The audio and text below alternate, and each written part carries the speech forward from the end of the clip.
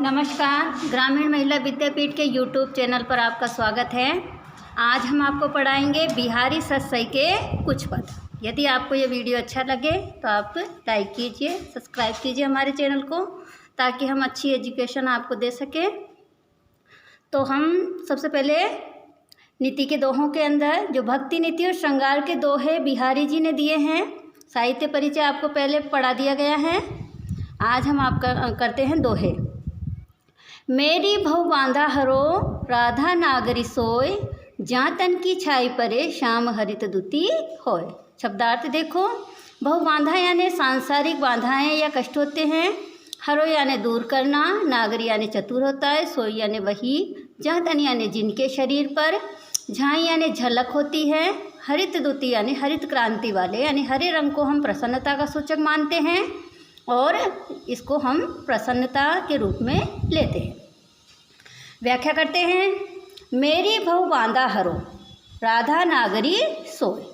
कवि बिहारी जी राधा जी की आराधना करते हुए कहते हैं कि हे चतुर राधा जी, नागरी यानी होता है चतुर, हे चतुर राधा जी, आप मेरी सांसारिक बाधाओं व कष्टों को दूर कर दीजिए, क्योंकि जहाँ तन की छाई पड़े, आपके शरीर की छाई यानी झलक मात्र पड़ने से श्याम हरित दुती यानी भगवान श्री कृष्ण का जो सांवला रंग है वो हरित क्रांति वाला हो जाता है, अर्थात भगवान श्री कृष्ण भी प्रसन्न हो जाते हैं।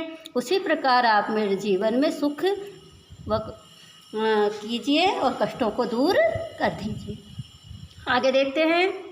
तो पर वारो उर्वशी, सुनी राधिके सुजान, तू मोहन के उर्वशी हवे उर्वशी समान।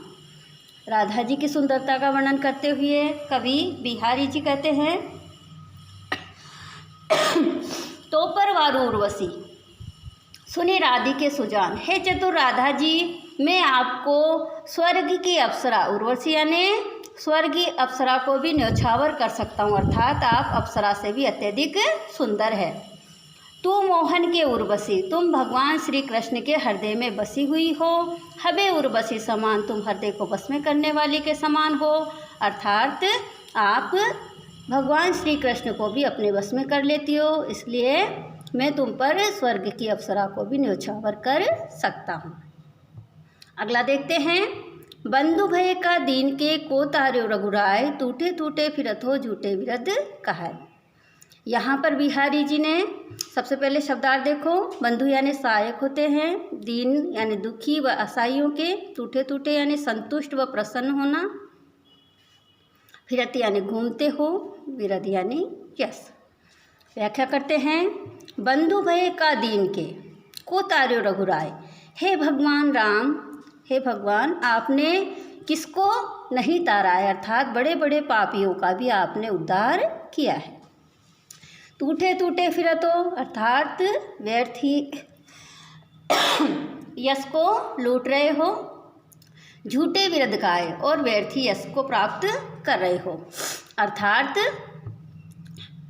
इसमें यह बताया गया है कि जो अब तक आपने पापियों का उद्धार किया है वो तो क्या थे, संसार के अंदर अत्यधिक छोटे थे।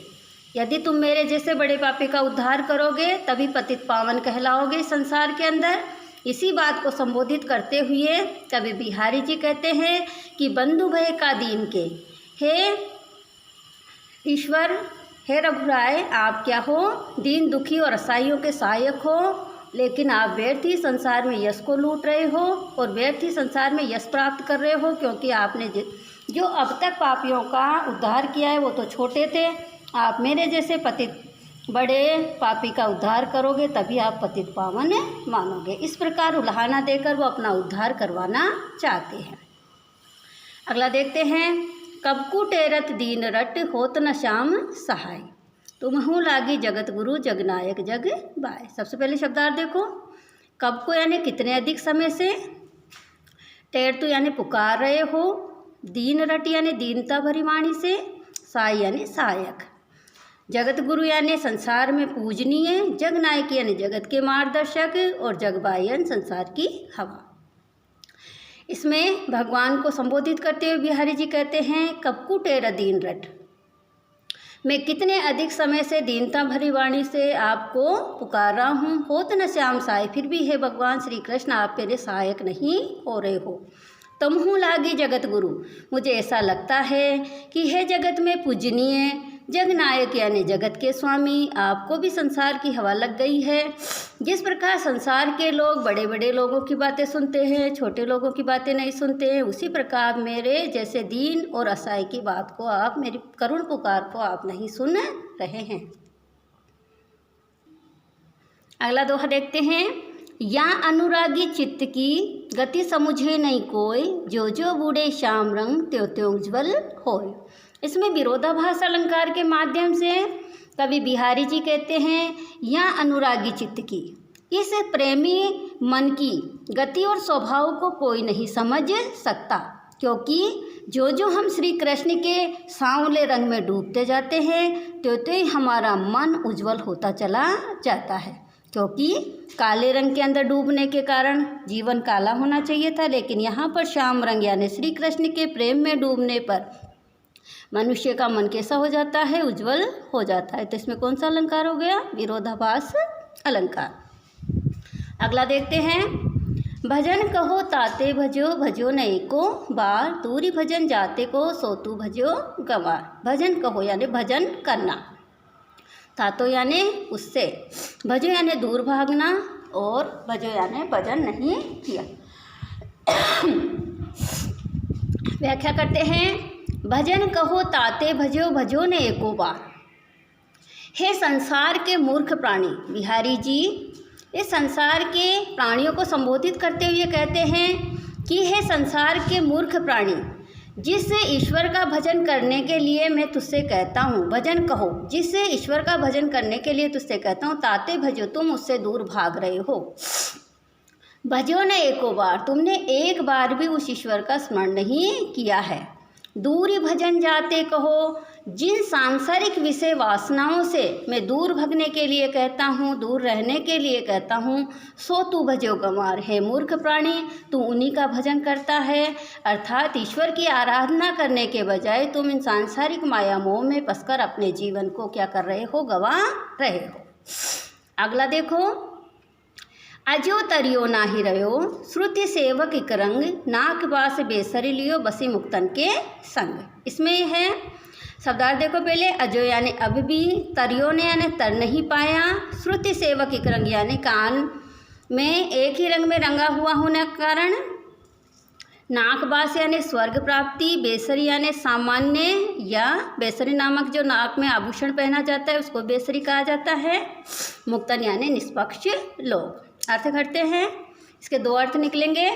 अजो तरियो नाही रहो, श्रुति सेवक इक रंग। तो पहला अर्थ लगाते हैं, हे कान के आभूषण, तू एक ही रंग में रंगा हुआ होने के कारण अजो तरियो ना ही रहो। तरियो ना यानी तू कान का आभूषण बनकर ही रह गया है।